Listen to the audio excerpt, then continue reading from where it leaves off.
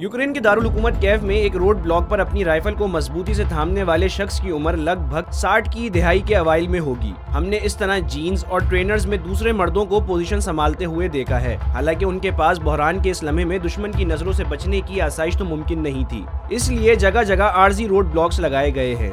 हम जुम्मे के दिन कैफ की गलियों में निकले तो हमारा सामना ऐसे लोगों से हुआ जिन्होंने अपने मुल्क के दिफा के लिए लगाई जाने वाली आवाज पर लब्बैक कहा था। हमें किसी भी हमला आवर का रास्ता रोकने के लिए अस्करी अहमियत के हामिल जावियों पर खड़ा एक ट्रैक्टर और एक डिलीवरी ट्रक भी नजर आया।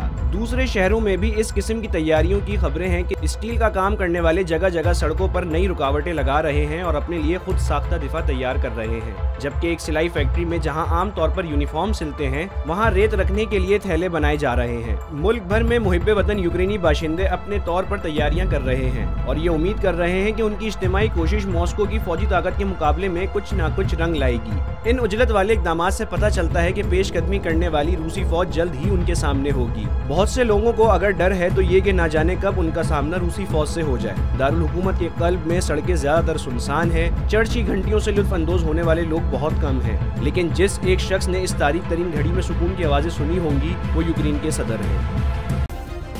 सब्सक्राइब करें और बेल दबाएं ताकि कोई खबर रह न जाए।